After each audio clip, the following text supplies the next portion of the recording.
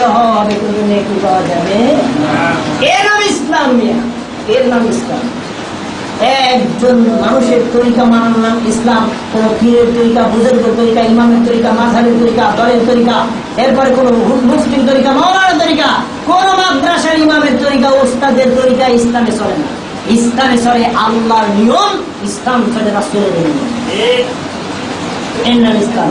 কিন্তু আমরা যখন এই অনেক দিন পর ইসলাম বুঝলাম, বোঝার পরে সঠিক কথাটা বাংলাদেশে প্রচার করলাম, তখন কিছু লোক বলে এরা আবার নতুন কি কথা রইল, বাপ দাদার কথা মানা যাবে না, এরা আবার কোন নতুন কথা রইল। যারা বাপ দাদার কথা মানেন তারা কোরআন মানেন না, তারা কোরআন স্বীকার করার কারণে কাফের হয়ে যাবে। দেখেন সূরাতুল বাকারা 170 নম্বর আয়াত, না হলে মিলিয়ে দেবেন মিয়া, আমি কি বানায় বলছি, রেকর্ডিং হচ্ছে। 170 নম্বর আয়াত আল্লাহ তাআলা বলছেন ওয়া ইযা কিলা লাহুম ইত্তাবিউ মা আনজালাল্লাহ।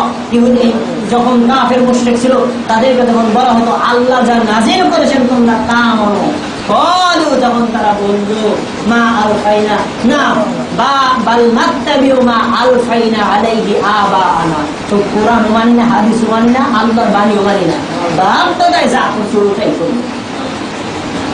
এটা কি কাফের মুশরিকদের কথা না মুসলিমদের কথা?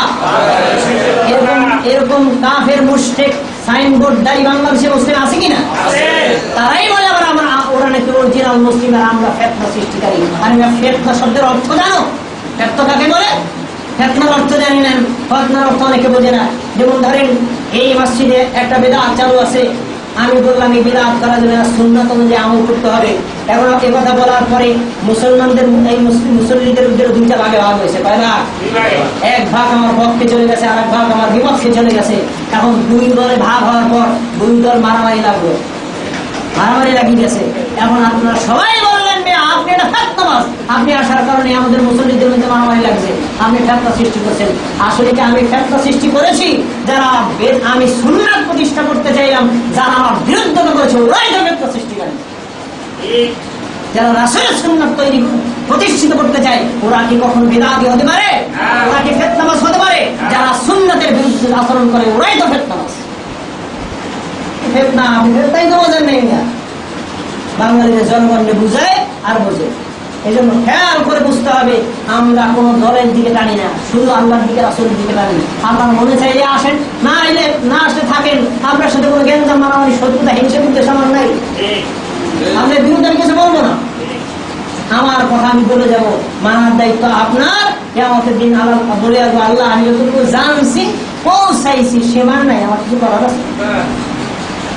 একটা কথা জেনে নেন, সঠিক সুন্নাত জানার পরে সেটা প্রচার করার পর অনেক সময় কেউ না মানলে যদি বলে তো তুমি মাদ্রাসা পড়লে মসজিদে পড়লে তুমি একটা সত্য বেরিয়েছ, বড় বড় হুজুর দোকান নিয়েছে তুমি বেরিয়ে পাবে, একথা বলে আপনি কষ্ট পান না? কষ্ট পাওয়ার পরে মনে করেন আমার নেকি মনে বাতিল হয়ে গেছে, মনে করেন না? শোনেন, পৃথিবীতে একজন মানুষ আছে, যেই মানুষটা যদি একটা কথা বলে, কথার কোনো বাস্তব প্রয়োগ না হলেও আল্লাহ তাকে নেকি দান করবেন বলে সুবহানাল্লাহ।